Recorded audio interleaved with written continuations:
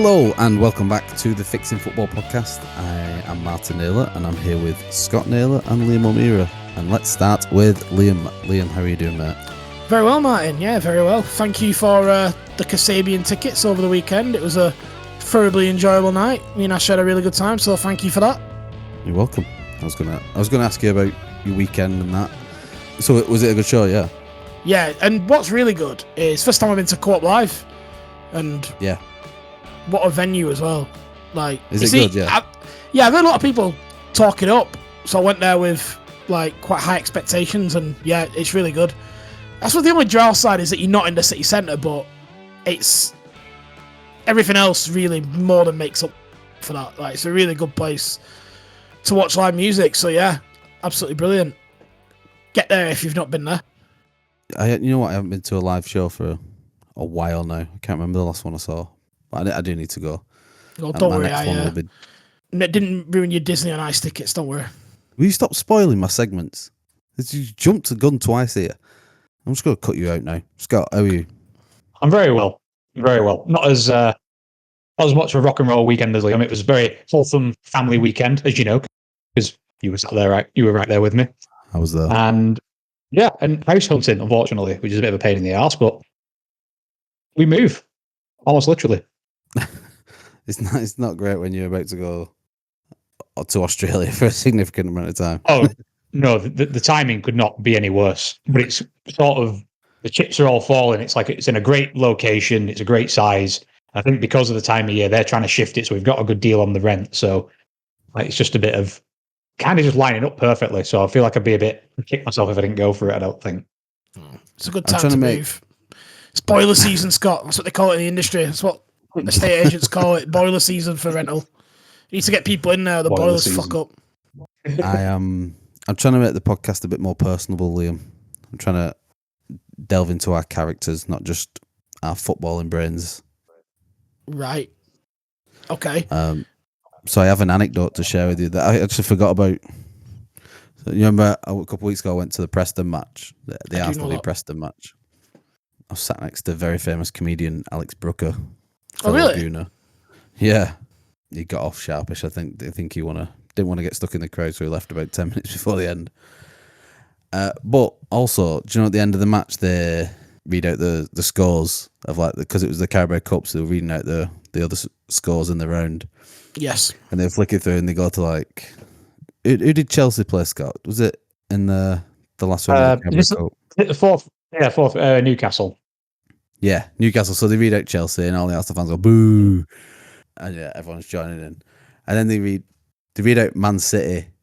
It was Man City v Spurs, and it was Manchester City 1, Tottenham Hotspur 2, and say whoever it was, say someone was losing who we don't like, say Man United were losing, everyone would be like, woo! But because I have been so focused on hating Man City for so long, that when they read out Man City were losing, I went, way! but then because it was Tottenham, I sort of forgot where I was for a minute, being a northerner. everyone booed because Tottenham were winning, and I totally forgot because I was so focused on City. Didn't even realise who City were playing. I was the only one going. Because to be fair, I would argue you're the only one there with your head screwed on. Because I think the problem for a lot of Arsenal fans is if United are out, there might be an expectation of actually winning something. So that probably was a big fear for a lot of those Arsenal fans, I think. So you probably were on your own, I imagine. I do like how you've become the voice of the many, the majority of Arsenal fans. That's sort of where you get your opinion. Well, the internet Arsenal fan is right up there with the caricature internet fan. Probably the main one I would say is the internet Arsenal fan, followed by the internet United fan. But I think Arsenal probably just pip it. So anyway, I'm after any more anecdotes. Technically, life. You technically cheered Spurs there. Yeah, exactly. In front of 5,500 Arsenal fans. You're lucky. Load as well. You're in a good mood. Yeah. It was load as well. Anyway, so I'm looking for some more anecdotes of your week. Just try and be a bit more personable with our podcasting, especially in these weeks. Because Liam, it was Nations League week again. Woo! Another international break. Thank sweet baby Jesus that it is now over. As of recording this, for all England fans, it's over until March again. Thank you. So last night we beat the Republic of Ireland 5-0. We beat Greece the other night. Yay. I mean, where are we at with... Do you want to talk about England for a minute? I think we should cover the actual game. Yeah. Yeah, we can cover it. I've got some thoughts about the England game. So, what an interesting lineup. And it was interesting to see a team where there's a lot less egos in there. You've got Bellingham, and then no one really else. Like, you're missing Foden, you're missing Saka. And egos is maybe the wrong word, but what I would describe as players that are trying to win the game, if you know what I mean. Ego's probably the wrong word. And you've even Trent Alexander-Arnold to an extent. You're missing quite a lot of those players. And it's interesting how natural a team starts to look by basically playing through Bellingham and how he's then is essentially able to control the game, be effective. And I felt like the two midfielders that were with him, particularly Curtis Jones and Conor Gallagher, that was a really balanced midfield because essentially what you had then is two sort of deep-lying number fours that were happy to one to go, one to stay. And it really worked, and it was quite an interesting dynamic that I hadn't really thought about before. So it'd be quite interesting to see what Tuchel does with that. I think this could be problematic for Phil Foden, because I think anyone watching that would look and go, without Foden there, Bellingham can do what he wants, and that's kind of what you want, really. But I don't know what you think. Scott, you'll probably agree with that. This notion that Bellingham just gets to play hero ball and do whatever he wants. I just can't stand it. And it was Ireland. Come on. I know we got a couple of assists and everything went through him, but I just can't get on board with it. I just don't rate him in the same way. I mean, it clearly worked. Whatever we did clearly worked very well. I mean, the first half was a little bit drab, but the second half he sort of came out swinging and sort of they started to collapse, didn't they, Ireland, after the first one went in, and then two in quick succession after the penalty. It was after standing off, yeah. Yeah, not the stuffing out of him really, but to Liam's point though, I feel like there's a few people who are in that team who I'll be very surprised aren't making a really strong case for a starting spot. Lewis, the fullbacks, Hall and Livramento, probably being two key ones. Hall, because I think almost by default he's our best left back. None of the rest of them are fit. And he's very good, Lewis Hall. That's not to slate him. I think he's really, really good. But and left-footed. Actually left-footed. That's something. Yeah. That is a plus. And right back as well, Livramento. Kyle Walker shouldn't be playing there. Reece James is never fit. I can't remember who else we've got. Trent could be, but I don't know what Tuchel's going to do with Trent.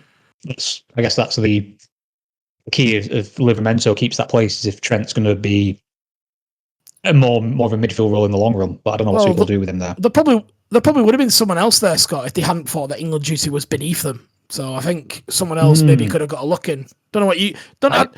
I don't want to name names, mine, but can you? What do you think? Do you think a certain player would have been in there had it not been for him being upset that someone thought that prime Kyle Walker was better than him?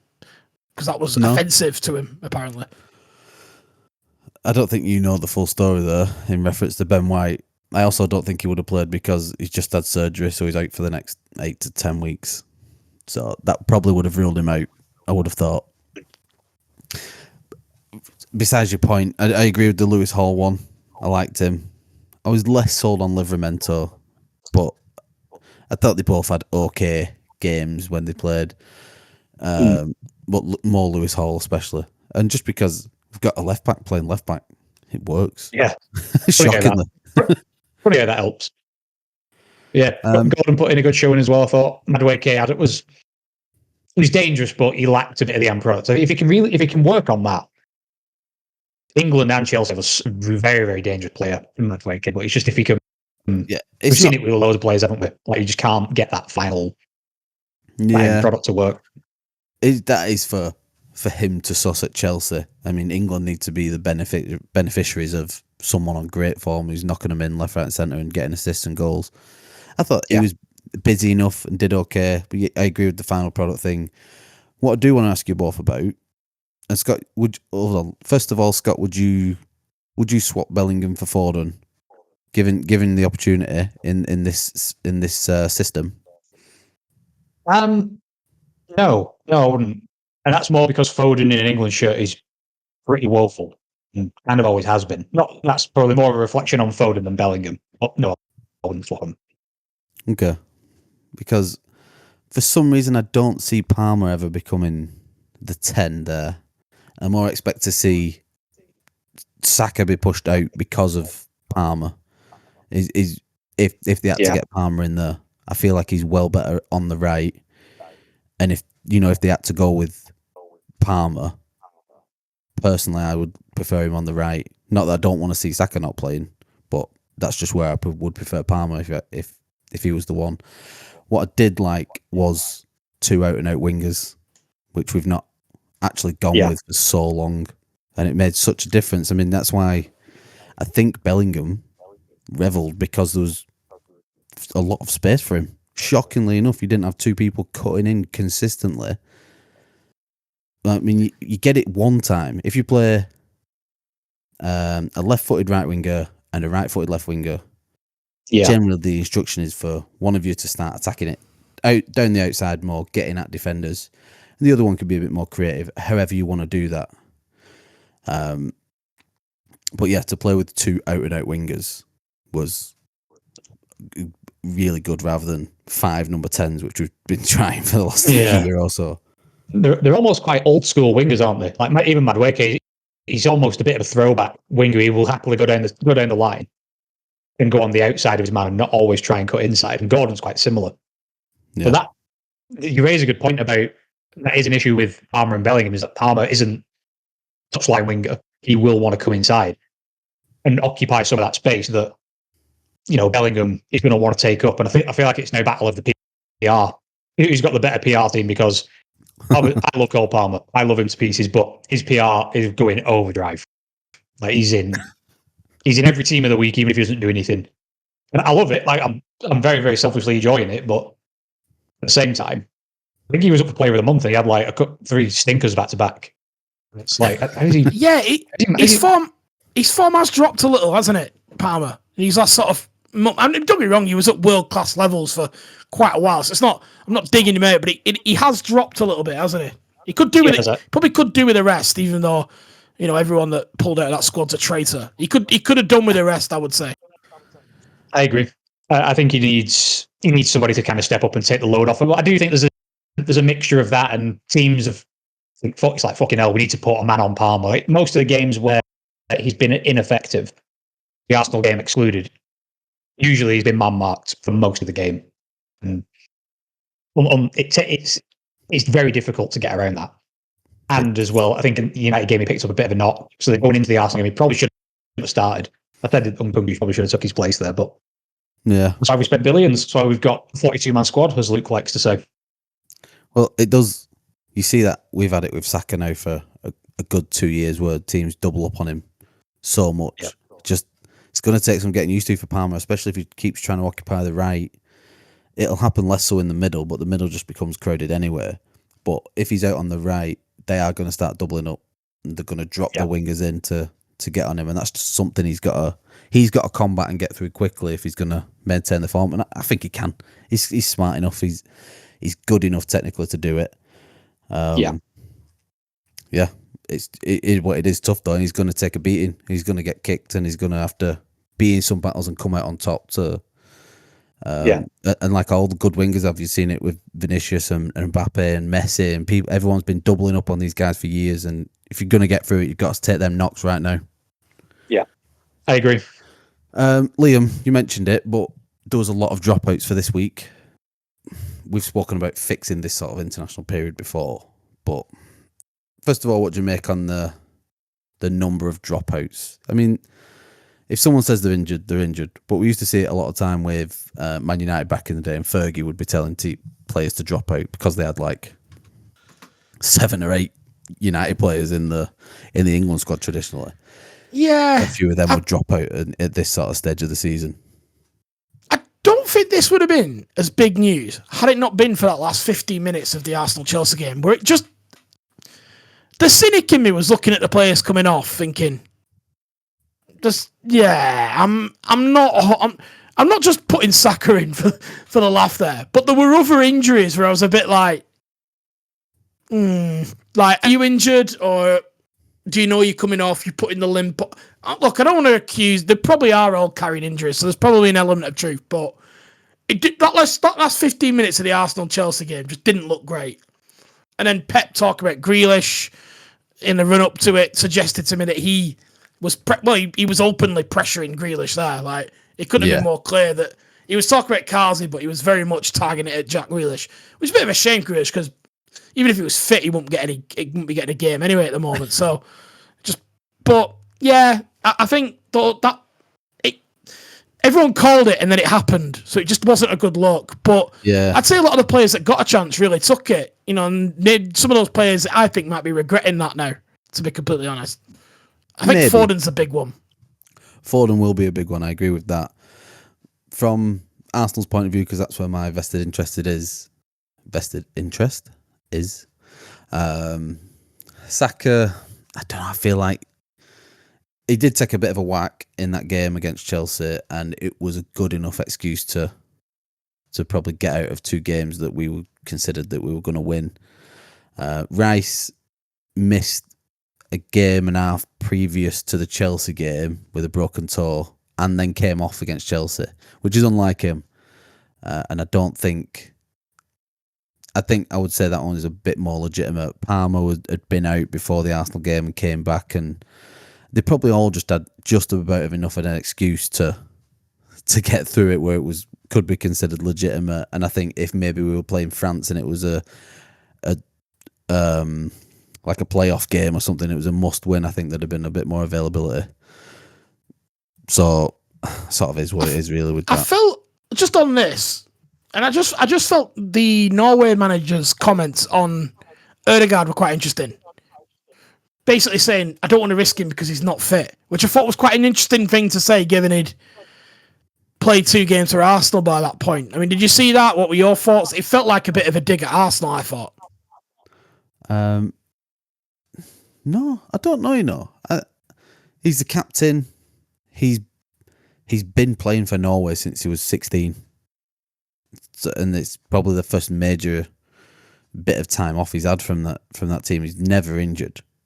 So, no, maybe it's just a guy looking after his second best player. I was going to say best player, but I forgot they had Haaland.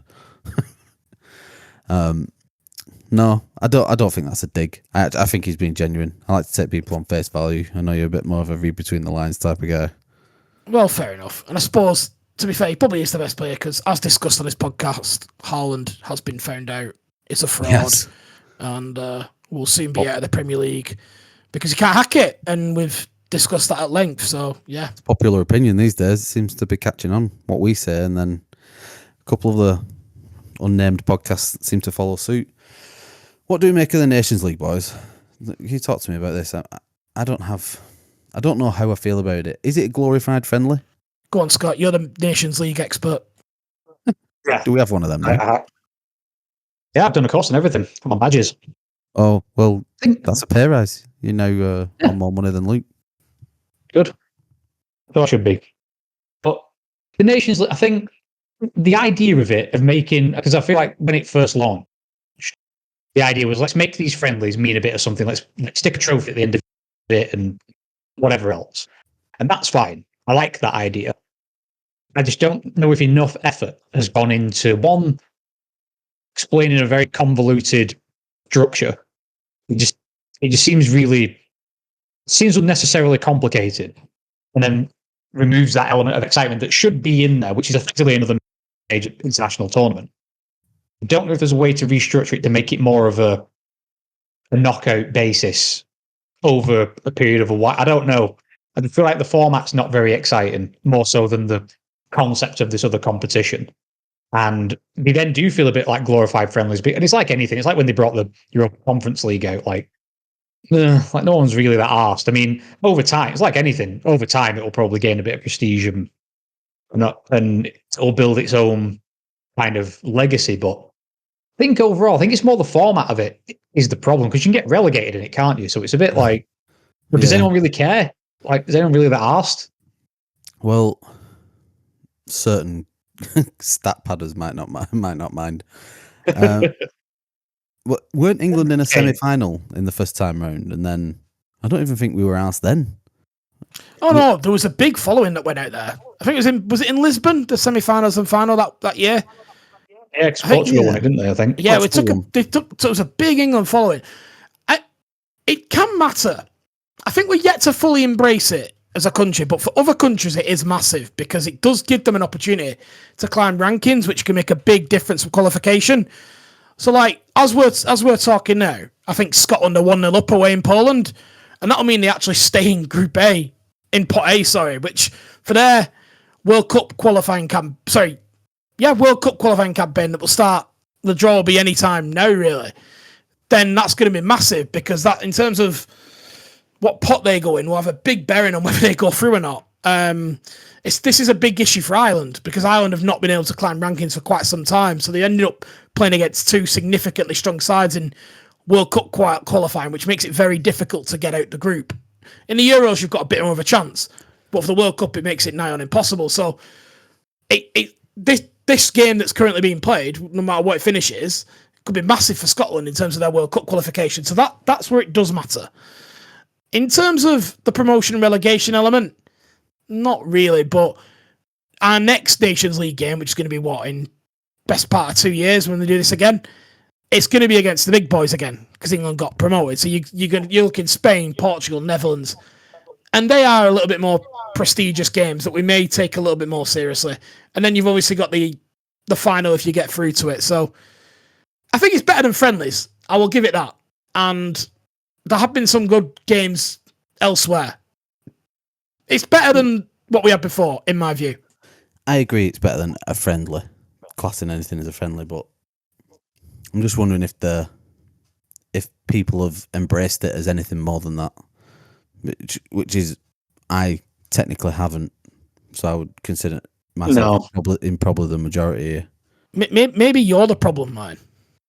Yeah.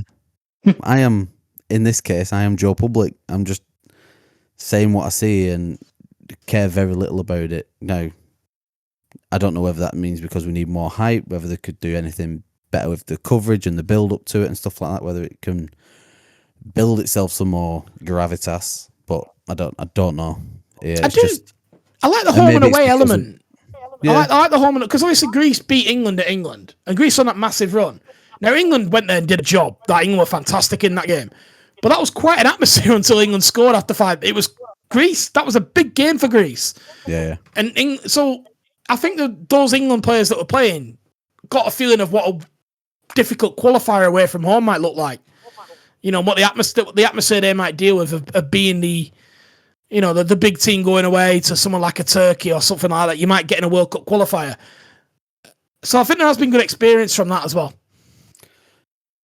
So I think we've all been in agreement, but they need to. The fact that we had so many pullouts is because it was again another 2 weeks off Premier League football where things are just starting to speed up again. You have 3 weeks in and then you have another 2 weeks off.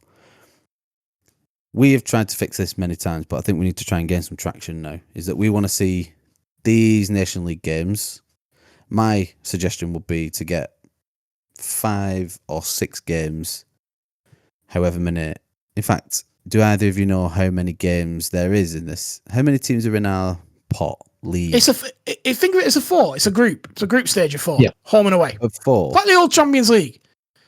There's only 4 teams. Yeah. So there's Greece, Ireland, and Finland in this for England. And they've gone pretty stun. It was finished. Right.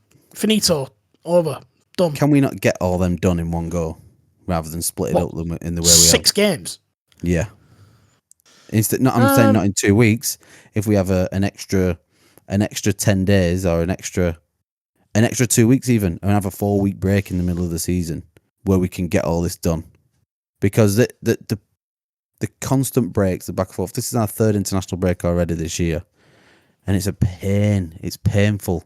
It does not it stops teams getting any momentum at all, and that's such a big thing for the what's on the line for a lot of teams: staying up, going down, going for Champions League places, whatever. You'd think it would be frustrating for the players too, like having those all the mid-season travel. So it's not even like this is just from a selfish. It is a bit of a selfish fan perspective because we hate the Premier League being interrupted. But surely they must get pissed off with having to fly all over the show mid-season when like you said, especially players who are just getting some form or trying to play themselves back into form, and then they get a break and it's like fucking hell, 2 weeks off. I'm going into an international break on a goal drought, or I've just scored the last 3 or 4 games. I want to keep it going. So I agree. I actually think Luke fixed this once.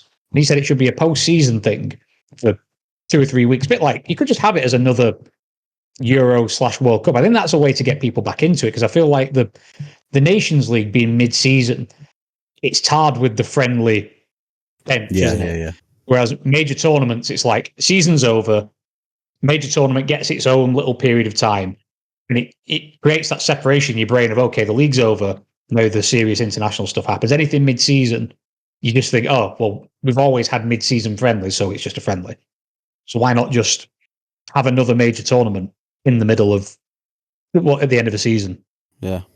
I do agree with that. And again, I would be happy to give up an extra week of the season if they wanted to do it in the middle, if they had to, just to condense it all down, let them all have a mini tournament, which is basically qualifying, and work it out that way.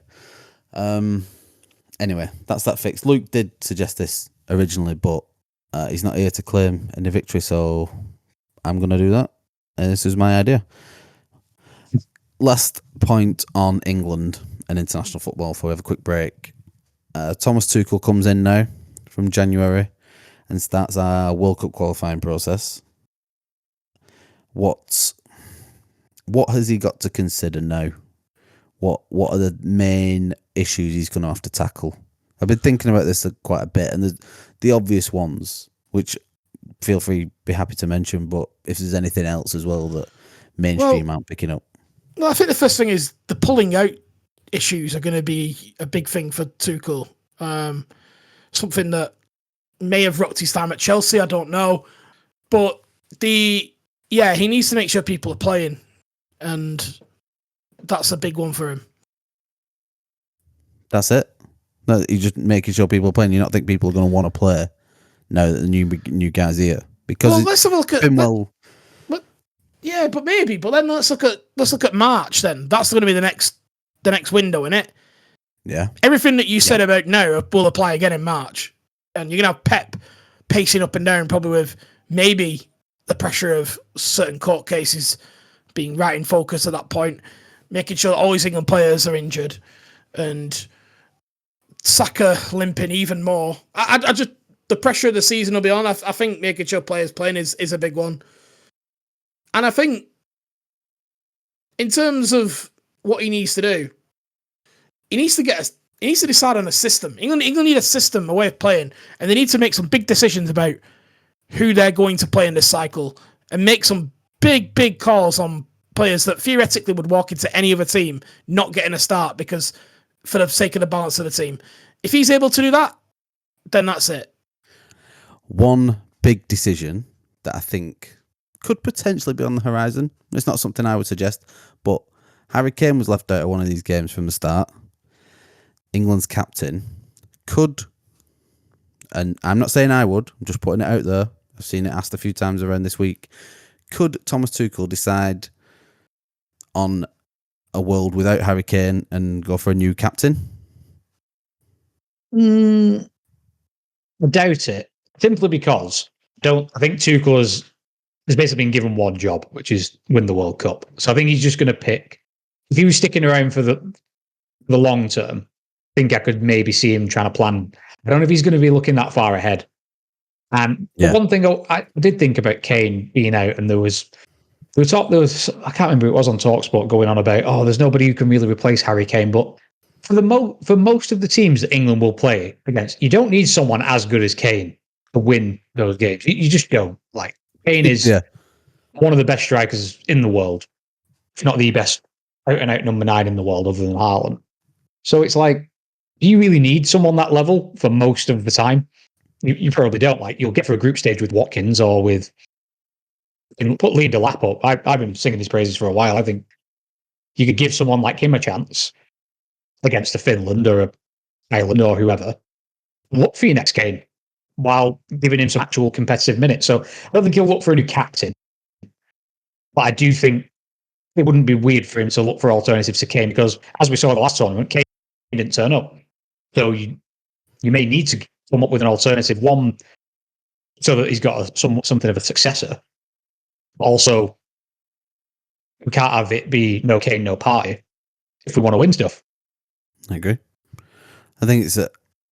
I don't think it's a question that needs asking. I think you're right. I think with Tuchel being seemingly a short-term appointment based on his initial contract, with one goal in mind, you're just going to go with your best players, and someone else. That can be someone else's problem if it needs to be.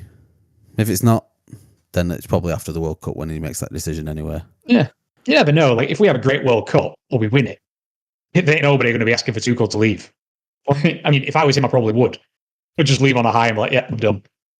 See in a bit. Not going to The get better than statue that. built. The statue next to Bobby Moore's.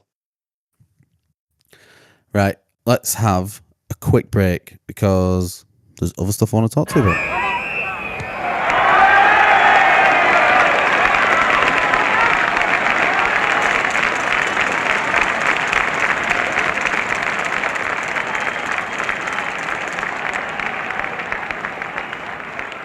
And we're back. Still not thought of an intro for the second half, but that's what's happening. Anyway, Liam, I wanted to ask you about illegal streaming and current TV deal stuff. Last week, I don't know if you saw the headline, a man named Jonathan Edge was sentenced to over sentenced to over 3 years in prison for providing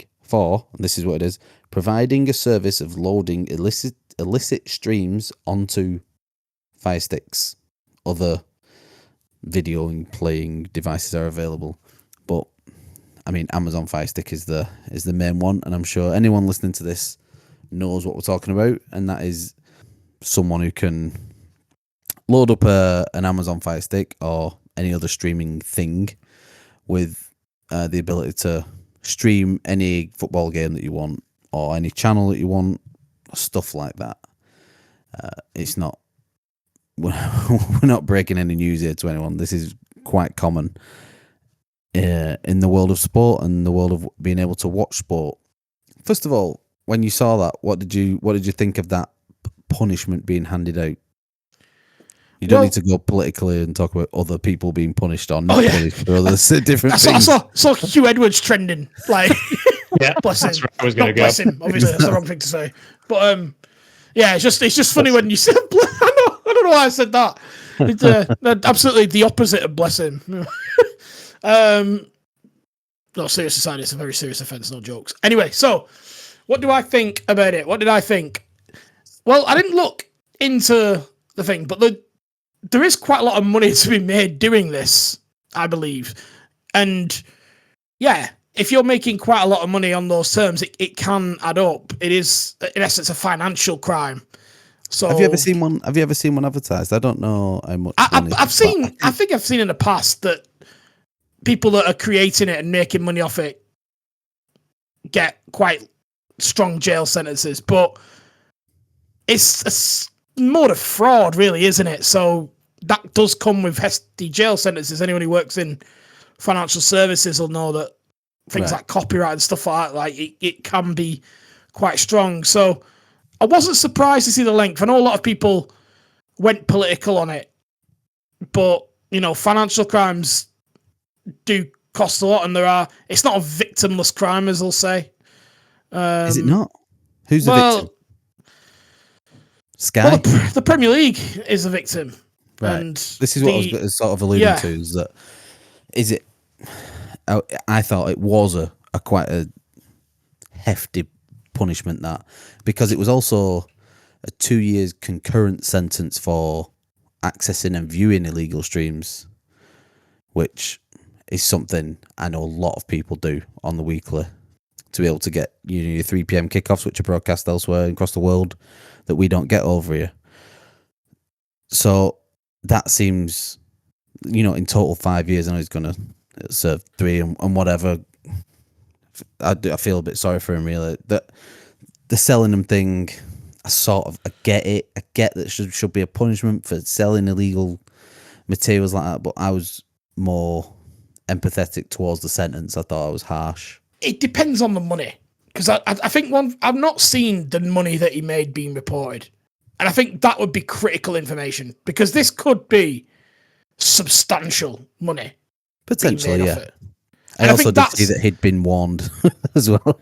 Well, yeah, exactly. So, I mean, if you're making substantial money, then that's when it gets a little. It's not exactly Robin Hood when you're making that much money off the back of it. You know what I mean? Maybe. Okay. So I think that's the key bit of information I would say. It depends on the amount of money, and we talk about the victim of the Premier League. Rich people can be victims too, I suppose. Yeah. That was kind of my thinking, was like, although the Premier League isn't short of a bob or two, but where do you go with that? If it's the financial security of the victim is key to very seriously take it, like just because a rich guy can afford a nice funeral, does that mean that you can pull him? Like, it doesn't. It's a bit of a slippery slope once you start going down that road. It does one thing. What I think it does do is it sort of impacts the social perception. So people won't feel sorry for the Premier League if they lose a bit of cash because, the Edgester has streamed it to a few people or sold Firesticks to a few. It's also not the Edge from U2 as well. I think it's important for people to know that as well. Yes, he's. Or is it former WWE champion Edge? It's not him either. I think the famous Edges have got away with this one again. And blasted Edges. Yeah. Right. Well, can we talk about the reason why people illegally stream matches? Why they would feel the need to go and buy a dodgy Fire Stick, as it is commonly marketed on Facebook? The price of football is very expensive to watch as a fan. To get your Sky Sports package, it's somewhere between an extra £20 and £40 a month. To go and get TNT Sports to watch, some additional Premier League matches and Champions League and European football, that's an extra £20 to £45 a month.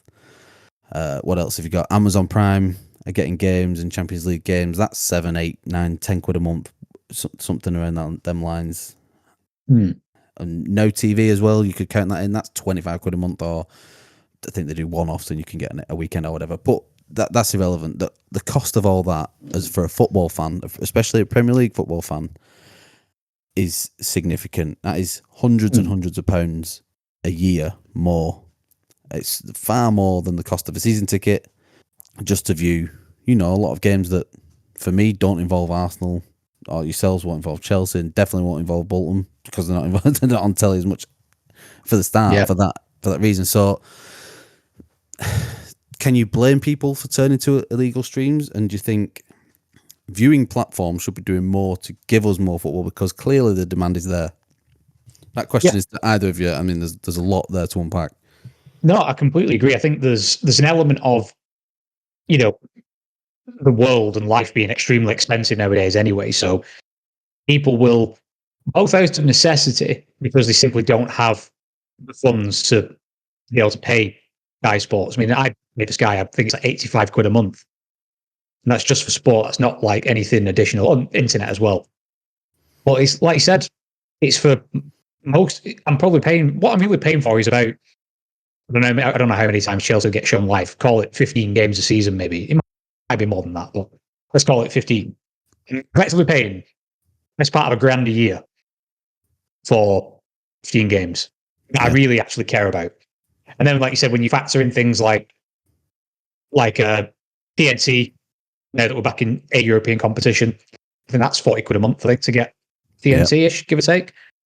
It's a lot of money. It's a couple of £1,000 a year. Like you said, you can buy a season ticket for that. I could probably get a season ticket for Stamford Bridge and maybe an annual train pass. Maybe not train pass. Okay, that's even worse than Sky, but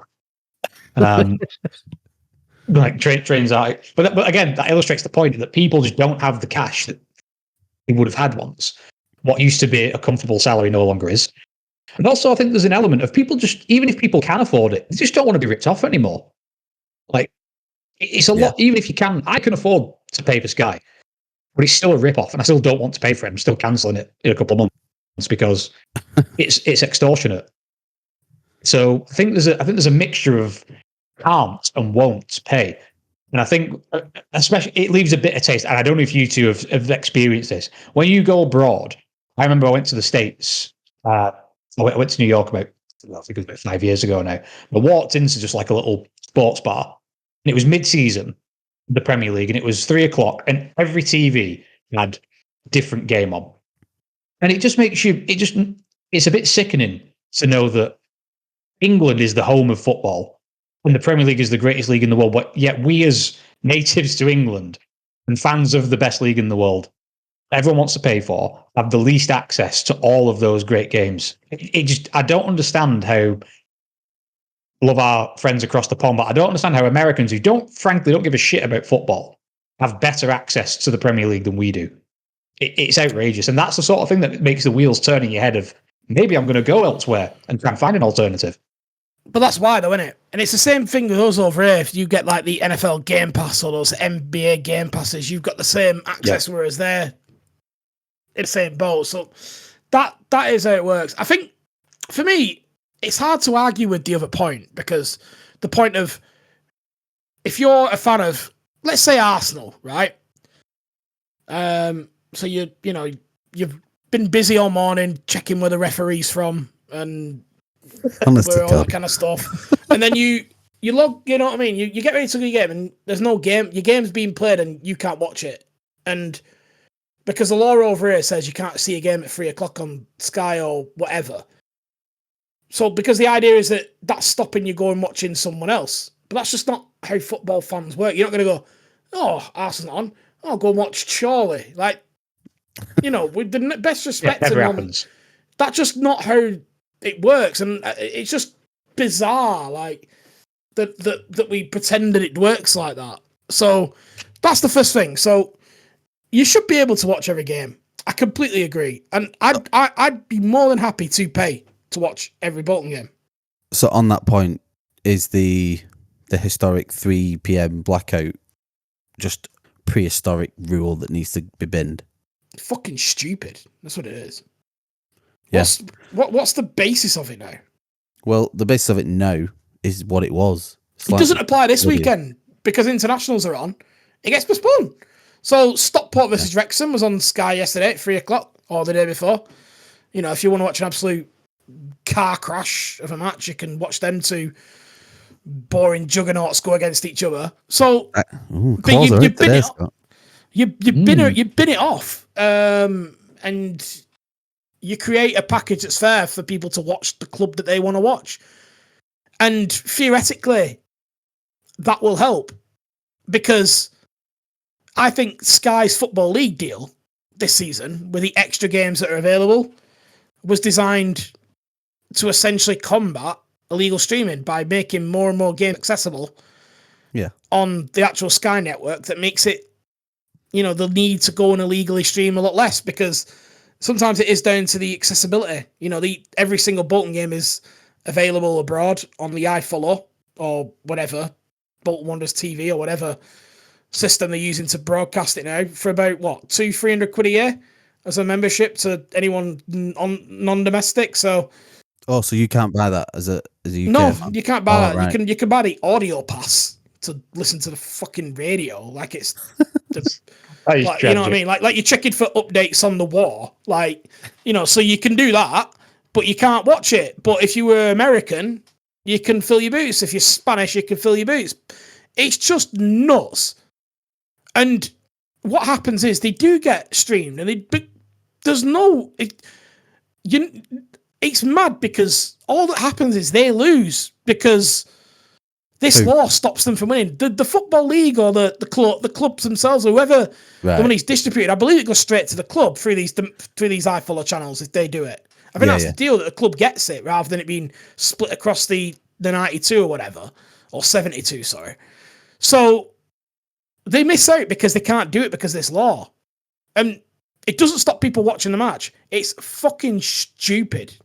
Totally agree. I think that, like you said, people who are going to go to the stadium are going to go to the stadium. And if they're not, then they're not. If I wasn't going to County or Bolton or Chelsea, wherever I was going, what was on TV isn't going to change my plan.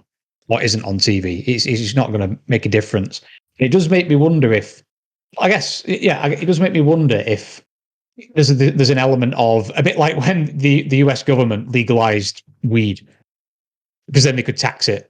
It's like, do you just then, is it easier to get rid of illegal streams by sort of doing a version of it yourself? And it's talked about a lot, like, the Premier League doing their own, like, on-demand, like, Netflixy style service where you give them a tenner a month or whatever it is, and you get all the games, whatever you want. I personally think that's a great answer. Whether that matches the revenue that they get from places like Sky, maybe that's a different conversation. But the current Sky, let me just go into the figures a little bit. The current Sky deal, which runs from this season for the next 3 following, so 4 years deal, was 6.7 billion. And that was for a significantly more amount of matches as well. So it was actually it was down if you counted it sort of cost per game. But, the figure remained the same, and it's been close to 7 billion quid for the TV rights for the last 7 to 8 years. Amazon paid 1.5 for the Champions League rights, and that's one game a week. They get the pick of the games a week, but Amazon get that. I think that I don't have the numbers for everything here, but the TNT deal for the Premier League was like 325 million, and that's for like one game a week. So something along them lines, something close to like 35 games they're gonna show this year for the Premier League, and they paid something like 6.5 million quid per game to broadcast that. My math is probably way off there. That doesn't sound right, but I'm gonna run with it. Yeah, it's a significant amount anyway, either way per game. And Sky are actually operating at a loss for the first time in a long time. In the last 2 years, they've posted over 100 million in losses. So their revenue is like 100 and something like 10 billion, operating costs 8.7, something like that. So anyway, they've reported a loss of over 100 million for the last 2 years. So this current deal that they've got with the Premier League, when it comes around to the next time round, that figure isn't going to be anywhere there. There's not going to be that much of an uptake in people buying Sky Sports in the time between now and then.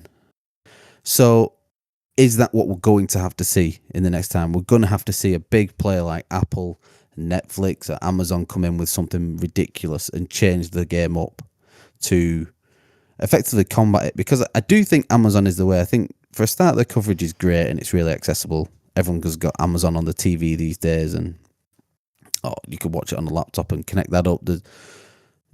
We don't really have to consider the prehistoric ways of watching football on terrestrial TV anymore, because it's just a different world. And I think the quicker we embrace that, the quicker they can start to make some proper money and get round illegal streaming.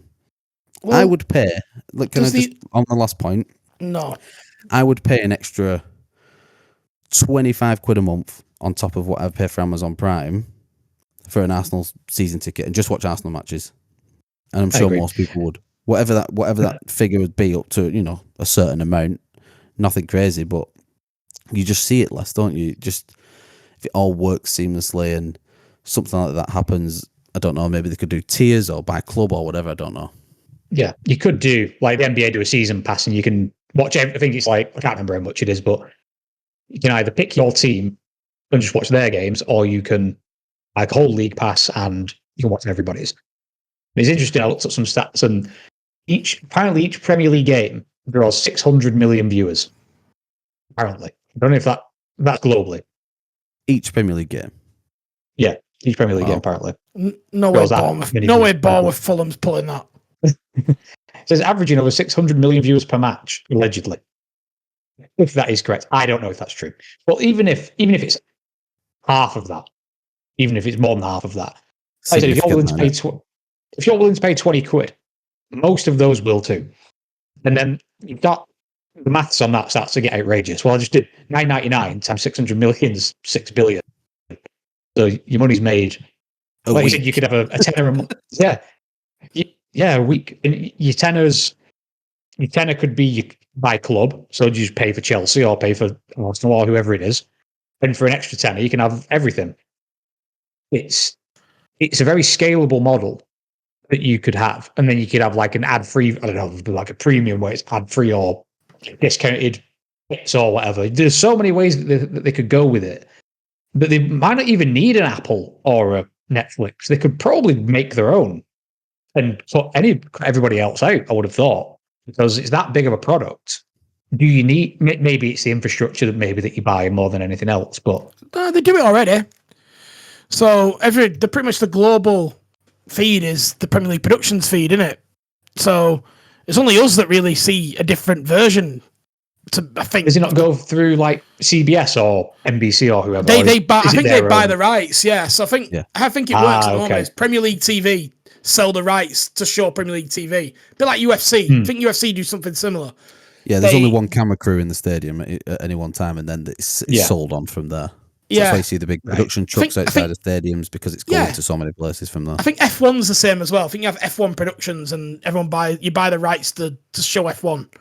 Correct. Yeah, that's why the F1 deal when Bernie Ecclestone was jumping ship was so ridiculous, because it was being shown in so many countries at the time. I remember when I was working at Bolton Wanderers, when they got promoted, that we had, there was a lot more interest and a lot more foreign countries had access to the League One rights at that time. So there was a lot more work for the people like me back end, which was channeling them guys in and making stuff accessible in the stadium for them streams to come out. So yes, you're right there, Liam.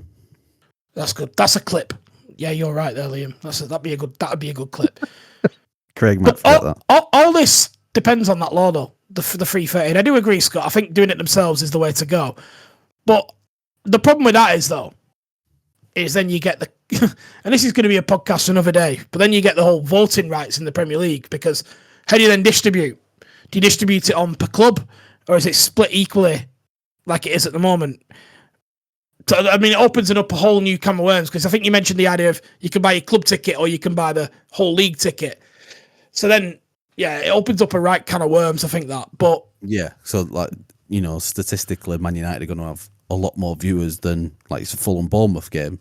Well, yes, you end up with like a La Liga type deal where it's weighted in front of Real Madrid and Barcelona, and I could see the merit of it to an extent. I don't agree with it, but I could see why you could make that case if you were those two, because theoretically, if you're buying La Liga TV, let's say you bought La Liga TV over here, again, La Liga's production company, if you bought La Liga TV over here, you're not buying it to watch fucking Getafe versus Espanyol, are you?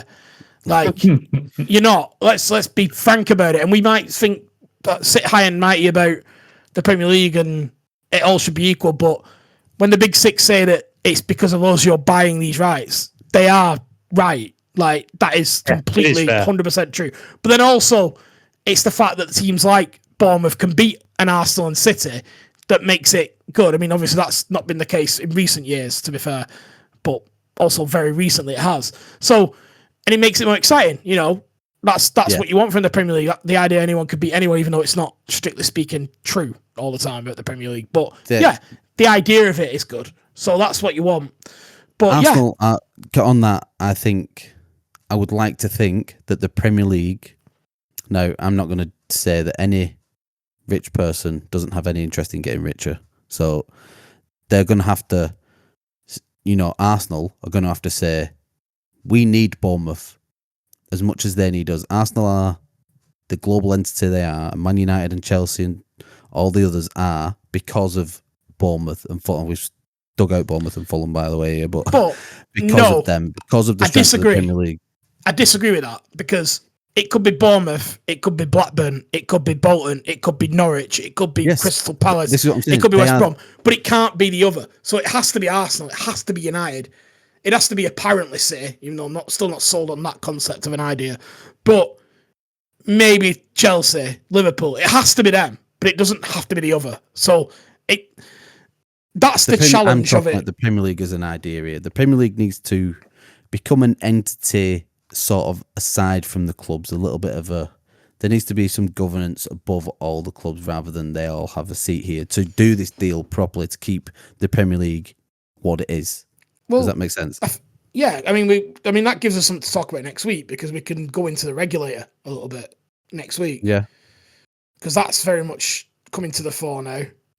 So I think that's exactly what the regulator is there to do. It's not going to be in charge of the Premier League, but it will have some authority, I believe. But we'll learn more about that and regroup. I think the strength of it is the Premier League strength throughout the competition. You could say what you want about, Southampton and Luton and whoever else have come up and gone straight down or whatever. But it's still the case that English football is the pinnacle of football in Europe, or is seemingly so. Southampton have been toilet this season, but I would bank them to beat pretty much anyone outside the top 4 of the Bundesliga. They give them a fair whack anyway. Yeah, in a home and away tie against fucking Freiburg, I would say it'd be convincingly Southampton winning that game. Most championship teams as well, I would put up against them. So weird. When you said Freiburg, that's the team I had in my head. Because I knew you were going to pick a random. That's the team I had in my head. That was so weird. It's because it really goes well with fucking Freiburg, which in the world. There's the clip. Right. I don't really know where to go from here on illegal streaming. Do we need one of these guys to take the hit and say, Apple are going to pay 10 billion for the Premier League, and this is how it's going to look from now on? It needs to come away from Sky, because Sky holding the monopoly on all this is breeding the need for illegal streaming. Do you agree with that? They're creating the monster. It's not their fault. It's the structure they've put in place is driving people towards that. I don't believe that, given fairly priced, affordable, legal alternative, you would get... I'm sure you'd still probably get some people, but you got to make it to the point where it makes no sense to illegally stream it, because you could buy the legal version for for either the same, if not less, than what illegally streaming costs. If the source can't stream it for less than the pirates, then what are we doing?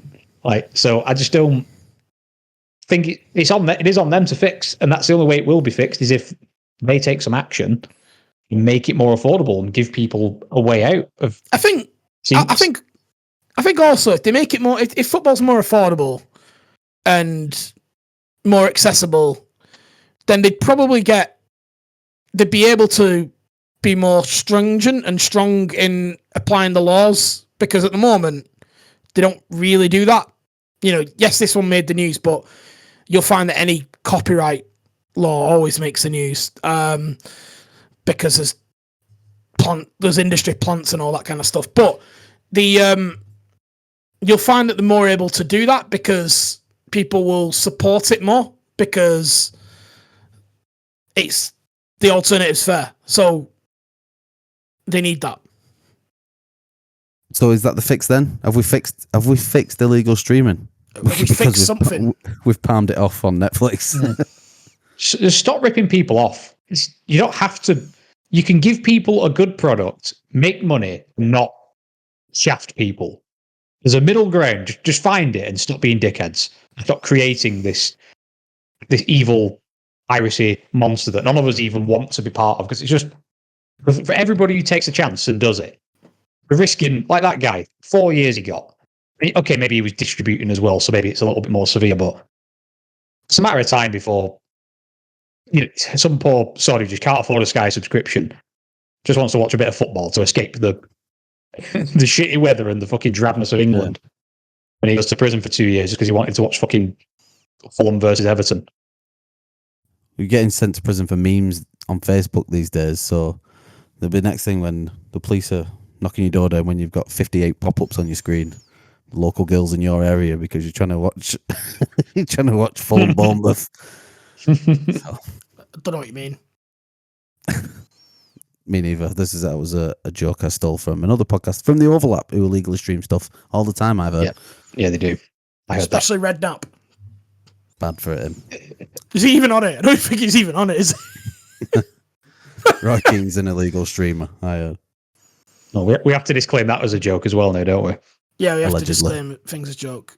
As long, I just what I do at the end in the edit, I put allegedly before a lot of the things that we say, and that keeps us in the clear legally.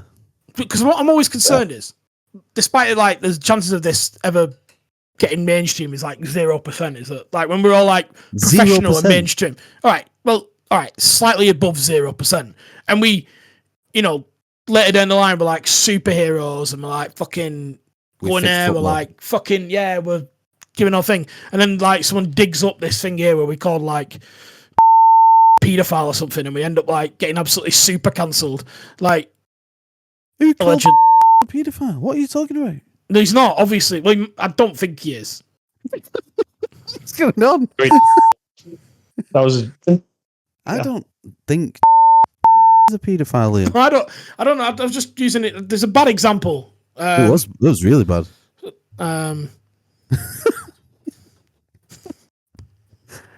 Right, and on that bombshell, Liam is done.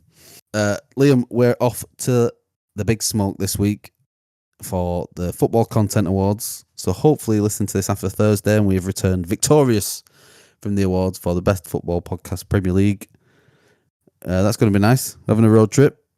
Yeah, looking forward to it. I think we're going to do a bit of filming and a bit of podcasting while we're there. Yeah, I've bought some portable mics, so it'll be good to see me try to set them up. That'll be fun. We'll have to do some technical support in the week. Interesting though, you're going to be in a room full of other podcasters and everybody's going to have the same idea. It's going to be 300 people all just speaking into tiny mics. Yeah, just recording each other. You're just going to feedback. Can you imagine in there? Pick up 400 podcasts all at once. Everyone's got hearing aids. Everyone's like, yeah, so I'm looking forward to that this week. Before I forget, we are still on the hunt for subscribers on YouTube. So, if you would like to win a David Beckham signed Real Madrid jersey, authentic as the touch of a beautiful woman, just crisp, mwah. A David Beckham signed shirt is there for you, up for grabs. So please look at the details underneath this podcast, wherever you're going to find it, and be in with a chance of winning and help us out along the way. That would be really appreciated. What else? On that shirt, Martin, just for the listeners, what season is that from? It's one of the better Real Madrid designs. I just can't remember what year it's from. It is one of the better ones. I believe it's from, let me think, maybe 2010-11, the year they won. It might be from Beckham's last season. It might be that season. Is it really? Ooh. Proper collectors. That is a proper Galactico Madrid shirt, that, isn't it? Yeah, I believe it is from that season. I'm not 100% off the top of my head, and this sounds really poor right now to not know that. But I believe it is it's from a beauty. Beckham's last season at Real Madrid. So yeah, please do get in touch and get hold of that. It'll help us out. And be nice, be sound. All other details for this episode, for any previous ones, for the upcoming ones, and anything else we're getting up to, can be found at fixingfootballpodcast.com. I have been Martin Naylor, and Scott and Liam say bye, boys. Goodbye. Bye.